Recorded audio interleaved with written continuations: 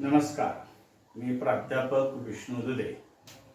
आज आपण अर्थशास्त्र या विषयातील प्रकरण क्रमांक 3 मागणीचे विश्लेषण या घटकाचा अभ्यास करणार आहोत। मागणी विश्लेषण या घटकाचा अभ्यास करत असताना मित्रांनो, आतापर्यंत आपण मागणी म्हणजे नेमकं काय, इच्छा म्हणजे मागणी नव्हे याबाबतची माहिती पाहिल्यानंतर डॉक्टर मार्शल या अर्थशास्त्रज्ञाने सांगितलेली मागणीची व्याख्या सविस्तर अशा पद्धतीने स्पष्ट केल्यानंतर आपण मागणी पत्रकाचा विचार केला आणि मागणी पत्रकाचा विचार करत असताना त्यामध्ये मागणी पत्रकाच्या 2 प्रकार स्पष्ट केले। त्यामध्ये वैयक्तिक मागणी पत्रक आणि बाजाराचे मागणी पत्रक। या बाजाराच्या मागणी पत्रकाचा आणि वैयक्तिक मागणी पत्रकाचा अभ्यास केल्यानंतर खऱ्या अर्थानं बाजार मागणीवर परिणाम करणारे जे घटक आहेत किंवा मागणी निर्धारित करणारे जे घटक आहेत किंवा मागणीवर परिणाम करणारे जे घटक आहेत, या घटकांबद्दलची माहिती आपण सविस्तर अशा पद्धतीने स्पष्ट केलेली होती, अभ्यासलेली होती। आज आपण या ठिकाणी या मागणी विश्लेषणामधील अत्यंत महत्त्वाचा असणारा जो उपघटक आहे तो उपघटक म्हणजे मागणीचा नियम। आणि हा जो मागणीचा नियम आहे तो मागणीचा नियम डॉक्टर मार्शल या अर्थशास्त्रज्ञाने सांगितलेला आहे। आणि म्हणून डॉक्टर मार्शल या अर्थशास्त्रज्ञाने मागणीचा नियम स्पष्ट करत असताना किंवा मागणीबाबत एक विधान त्या ठिकाणी केलेलं होतं। ते विधान म्हणजेच मागणीचा नियम त्या ठिकाणी ठरलेला आहे। आणि म्हणून डॉक्टर मार्शल यांनी जे विधान स्पष्ट केलेलं आहे ते विधान आपण पुढील प्रमाणे पाहणार आहोत। यामध्ये इतर परिस्थिती कायम असताना वस्तूची किंमत वाढली असता मागणी कमी होते किंवा घटते आणि वस्तूची किंमत कमी झाली असता मागणी वाढते, अशा पद्धतीचं विधान या ठिकाणी डॉक्टर मार्शल यांनी सांगितलेलं होतं। ते विधानच मागणीचा नियम त्या ठिकाणी ठरलेला आहे। आणि म्हणून या विधानाचं स्पष्टीकरण करत असताना डॉक्टर मार्शल यांनी असं स्पष्ट केलेलं आहे किंवा असं म्हटले आहे ते आपण पुढील प्रमाणे पाहणार आहोत की उपभोक्ता वस्तूची खरेदी किंवा उपभोक्ता आपली गरज पूर्ण करण्यासाठी वस्तूची खरेदी करत असतो आणि ही वस्तूची खरेदी करत असताना त्या वस्तू खरेदीसाठी द्यावी लागणारी किंमत आणि त्या वस्तूपासून त्या व्यक्तीला मिळणारी उपयोगिता कशा पद्धतीने प्राप्त होत आहे, म्हणजेच मिळणारी उपयोगिता आणि द्यावी लागणारी किंमत जर दोन्ही समान असेल किंवा त्यांचा दोघांचा समतोल जर त्या ठिकाणी होत असेल तर त्या ठिकाणी उपभोक्ता आपली खरेदी थांबवतो। म्हणजेच आपल्याला असं सांगता येतं की वस्तूची किंमत वाढली असता मागणी कमी होत असते किंवा वस्तूला असणारी मागणी त्या ठिकाणी कमी केली जात असते। याचाच अर्थ मागणीचे प्रमाण त्या ठिकाणी कमी होत असतं। याउलट वस्तूची किंमत कमी झाली असता वस्तूला असणारी जी मागणी आहे ती मागणी त्या ठिकाणी वाढत असते, म्हणजेच मागणीचं प्रमाण त्या ठिकाणी वाढत असलेलं आपल्याला सांगता येतं। किंवा आपल्याला असंही त्या ठिकाणी सांगता येतं किंवा स्पष्ट करता येतं ते म्हणजे वस्तूची किंमत वाढल्यानंतर पूर्वी जे लोक ती वस्तूची किंमत वाढल्यानंतर पूर्वी ते लोक त्या वस्तू खरेदी करू शकत नव्हत्या। याउलट वस्तूची किंमत जर कमी झाली तर पूर्वी जे लोक ती वस्तू खरेदी करू शकत नव्हते असे लोकही त्या वस्तूला त्या ठिकाणी मागणी करत असतात किंवा वस्तू खरेदी करत असतात। हेच आपल्याला एका काल्पनिक उदाहरणाच्या माध्यमातून किंवा कोष्टकाच्या माध्यमातून या ठिकाणी स्पष्ट करता येऊ शकतं। आणि म्हणून डॉक्टर मार्शल यांनी मागणीचा नियम स्पष्ट करत असताना कोणता नियम, इतर परिस्थिती कायम असताना वस्तूची किंमत वाढली असता मागणी घटते आणि वस्तूची किंमत कमी झाली असता मागणी वाढते, हा नियम जर आपल्याला या ठिकाणी स्पष्ट करायचा असेल तर त्यासाठी त्यांनी एक उदाहरण घेतलेलं आहे। या उदाहरणावरून आपल्याला मागणीचा नियम त्या ठिकाणी स्पष्ट करता येतो। ते उदाहरण म्हणजे एक कोष्टक दिलेलं आहे, त्यामध्ये 2 रकाने असणारं कोष्टक आपण घेतलेलं आहे।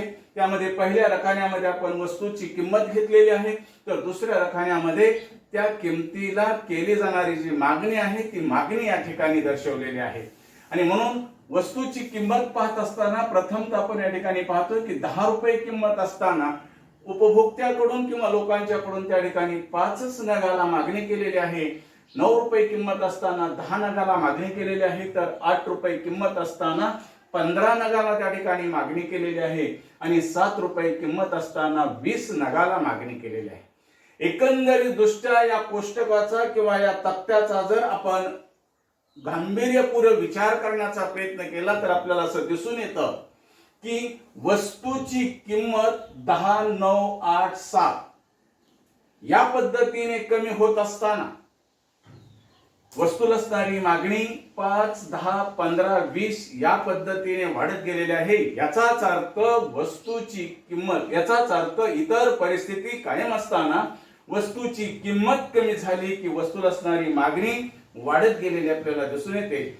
याउलट वस्तूची किंमत 7, 8, 9, 10 या पद्धतीने वाढत असताना वस्तूला केली जाणारी जी मागणी आहे ती मागणी 20, 15, 10, 5 या पद्धतीने केली जाते. याचाच अर्थ इतर परिस्थिती कायम असताना वस्तूची किंमत वाढली असता वस्तूला असणारी मागणी कमी कमी होत जात असते किंवा घटत गेलेली आपल्याला दिसून येते. अशा पद्धतीने वस्तूची किंमत आणि वस्तूला असणारी मागणी या दोघांचा जर आपण परस्पर संबंध जर या ठिकाणी स्पष्ट करण्याचा प्रयत्न केला तर या दोघांमध्ये व्यस्त अशा स्वरूपाचा संबंध असलेला आपल्याला दिसून येतो किंवा विरोधी संबंध असलेला आपल्याला दिसून येतो. हेच आपल्याला आकृतीच्या माध्यमातून त्या ठिकाणी स्पष्ट करायचं आहे. आकृतीमध्ये सुद्धा आपल्याला त्या ठिकाणी वस्तूची किंमत वाढल्यानंतर मागणी कमी होते का आणि किंमत वाढल्यानंतर मागणी वाढते का हे आपल्याला आकृतीच्या माध्यमातून या ठिकाणी स्पष्ट करता येऊ शकतं. आणि म्हणून या ठिकाणी आपण आकृतीच्या बाबत माहिती पाहत असताना OX अक्षावर आपण या ठिकाणी मागणी दर्शवलेली आहे, तर OY अक्षावर आपण या ठिकाणी किंमत दर्शवलेली आहे. या ठिकाणी अक्ष आणि अय हे दोन अक्ष घेतलेले आहेत. उभ्या अक्षावर आपण या ठिकाणी किंमत दर्शवलेली आहे, तर आडव्या अक्षावर आपण या ठिकाणी मागणी दर्शवलेली आहे. या ठिकाणी किंमत रेषा आणि मागणी रेषा यांचे छेदन बिंदू जर आपण एकमेकाला जर एका सरळ रेषेने जर जोडण्याचा प्रयत्न केला तर आपल्याला त्या ठिकाणी म हा मागणी वक्र त्या ठिकाणी प्राप्त झालेला दिसून येतो. हा जो मागणी वक्र या ठिकाणी प्राप्त झालेला आहे तो मागणी वक्र डावीकडून उजवीकडे वरून खाली उतरत गेलेला आपल्याला दिसून येतो. कारण इतर परिस्थिती कायम असताना वस्तूची किंमत वाढली असता मागणी कमी होते आणि किंमत कमी झाली असता मागणी वाढते. याचाच अर्थ किंमत आणि मागणी या दोघांमध्ये परस्पर व्यस्त अशा स्वरूपाचा संबंध आहे. व्यस्त स्वरूपाचा संबंध आहे म्हणजे नेमका काय, तर पुन्हा आपल्याला तोच नियम त्या ठिकाणी सांगावा लागतो की इतर परिस्थिती कायम असताना वस्तूची किंमत वाढली असता मागणी घटते आणि वस्तूची किंमत कमी झाली असता मागणी वाढते. अशा पद्धतीने डॉक्टर मार्शल या अर्थशास्त्रज्ञाने मागणीचं जे विधान म्हणजेच मागणीचा जो नियम त्या ठिकाणी सांगितलेला आहे तो नियम एका उदाहरणाच्या माध्यमातून आणि आकृतीच्या माध्यमातून मित्रांनो आपण या ठिकाणी स्पष्ट केलेला आहे. जरी हा नियम आपण उदाहरण आणि आकृतीच्या माध्यमातून जरी स्पष्ट केला असला तरी सुद्धा हा नियम जर खऱ्या अर्थाने अस्तित्वात यायचा असेल तर डॉक्टर मार्शल यांनी त्यासाठी काही गृहीत परिस्थिती गृहीत धरलेली आहे. याचाच अर्थ इतर परिस्थिती कायम ठेवलेली आहे. त्या परिस्थितीमध्ये जर बदल झाला तर मागणीचा नियम त्या ठिकाणी खरा ठरू शकणार नाही. आणि म्हणून हा जो नियम या ठिकाणी डॉक्टर मार्शल या अर्थशास्त्रज्ञाने स्पष्ट केलेला आहे तो नियम जर आपल्याला खऱ्या अर्थानं खरा ठरवायचा असेल तर त्यासाठी या सिद्धांताला असणारी जी गृहीतके आहेत या गृहीतकांचा विचार त्या ठिकाणी करणं गरजेचं आहे.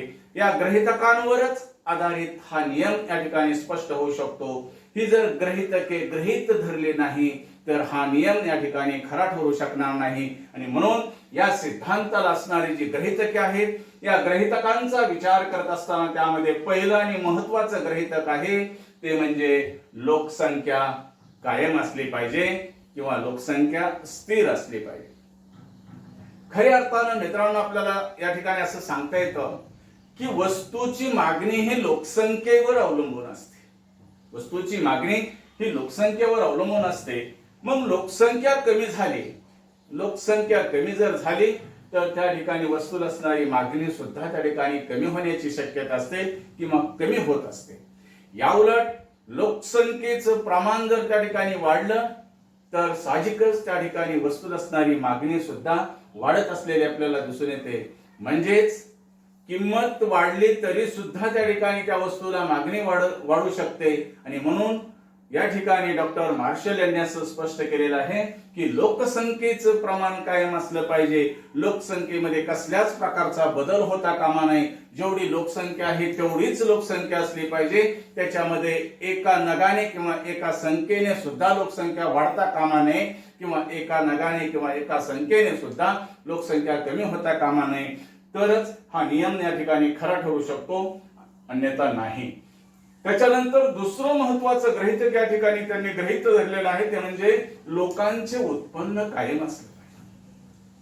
खऱ्या अर्थानं मित्रांनो आपल्याला या ठिकाणी असं सांगता येतं की उपभोक्त्याची किंवा व्यक्तीची खरेदी शक्ती ही त्याच्या उत्पन्नावर अवलंबून असते. व्यक्तीचं उत्पन्न वाढलं की साहजिकच त्या ठिकाणी तो व्यक्ती वेगवेगळ्या प्रकारच्या वस्तूंना मागणी करत असतो. म्हणजेच उत्पन्न वाढलं की मागणीचं प्रमाण सुद्धा त्या ठिकाणी वाढत असतं. याउलट अचानक जर त्या व्यक्तीचं उत्पन्न जर कमी झालं तर साहजिकच त्या ठिकाणी त्या व्यक्तीकडून किंवा उपभोक्त्याकडून त्या वस्तूला असणारी मागणी त्या ठिकाणी कमी केली जात असते किंवा होत असलेली आपल्याला दिसून येते. आणि म्हणून लोकांचं किंवा व्यक्तीचं उत्पन्न हे कायम असलं पाहिजे. त्याच्यामध्ये कसल्याच प्रकारचा बदल होता कामा नये. जर का त्याच्यामध्ये जर बदल जर झाला तर मागणीचा नियम त्या ठिकाणी खरा ठरू शकणार नाही, असं डॉक्टर मार्शल यांनी स्पष्ट केलेलं आहे. यानंतर तिसरं महत्वाचं गृहीतक आहे ते म्हणजे व्यक्तीच्या आवडीनिवडी कायम असल्या पाहिजे. साहजिकच व्यक्तीच्या आवडीनिवडी हा घटक वस्तूला मोठ्या प्रमाणावर मागणी निर्माण करणारा घटक आहे. आवडीनिवडीमध्ये बदल झाला, एखादी वस्तू आवडली, त्याची किंमत जरी जास्त असली तरी व्यक्ती त्या ठिकाणी त्या वस्तूला मागणी करत असतो. आपला मागणीचा नियम असा सांगतो की किंमत वाढली की वस्तूला असणारी मागणी कमी होते. परंतु आवडीनिवडीमध्ये बदल जर झाला तर त्या ठिकाणी मागणी कमी न होता मागणी वाढत असलेली आपल्याला दिसून येते. आणि म्हणून व्यक्तीच्या आवडीनिवडी कायम असल्या पाहिजेत. त्याच्यामध्ये कसल्याच प्रकारचा बदल होता कामा नये. जर का बदल जर घडून आला तर या ठिकाणी डॉक्टर मार्शल यांनी सांगितलेला जो मागणीचा नियम आहे तो मागणीचा नियम त्या ठिकाणी खरा ठरू शकणार नाही. त्याच्यानंतर पुढचं महत्वाचं गृहीतक आपल्याला या ठिकाणी सांगता येतं तो म्हणजे जाहिरातीचा परिणाम होता कामा नये. एखाद्या वस्तूची मित्रांनो या ठिकाणी जाहिरातीचा परिणाम होता कामा नये हे गृहीतक सुद्धा या ठिकाणी महत्वाचं आहे. कारण आपण दूरदर्शनला पाहत असतो, वेगवेगळ्या प्रकारच्या जाहिराती त्या ठिकाणी होत असतात आणि वेगवेगळ्या प्रकारच्या जाहिराती करत असताना त्या जाहिराती जर प्रभावी अशा स्वरूपाच्या असतील, म्हणजेच त्या जाहिरात दाखवणारी व्यक्ती किंवा जाहिरातीमध्ये असणारी जी व्यक्ती आहे ती प्रभावी अशा स्वरूपाची असेल, प्रभाव पाडणारी जर असेल तर अशा वस्तूच्या किमती वाढल्या तरी सुद्धा लोकांच्याकडून त्या वस्तूला होणारी मागणी कमी होण्याच्या ऐवजी मागणी ही वाढत असलेली आपल्याला दिसून येते. उदाहरणार्थ आपल्याला या ठिकाणी सांगता येतं की जर या ठिकाणी लक्स या साबणाची जाहिरात जर दोन व्यक्तींनी केली, म्हणजेच एका बाजूला जर रेमा लागूंनी त्या वस्तूची जाहिरात केली आणि दुसरीकडे जर ऐश्वर्या रायने जर त्या वस्तूची जाहिरात केली, म्हणजेच रेमा लागूंनी जर त्या वस्तूची जाहिरात केली आणि त्यांनी सांगितलं की माझ्या सौंदर्याचं रहस्य लक्स साबण, तरीही त्या ठिकाणी त्या वस्तूला मागणी वाढणार नाही.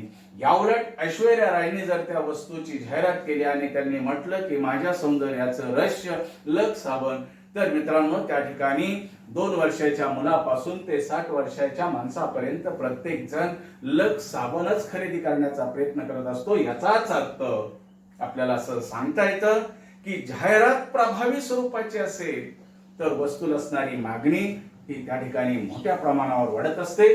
परिणामी मागणीचा नियम त्या ठिकाणी खरा ठरू शकत नाही. आणि म्हणून मागणीचा नियम जर आपल्याला त्या ठिकाणी खरा ठरवायचा असेल तर जाहिरातीचा परिणाम होता कामा नये हे गृहीतक त्या ठिकाणी महत्वाचं आहे असं आपल्याला त्या ठिकाणी सांगता येतं.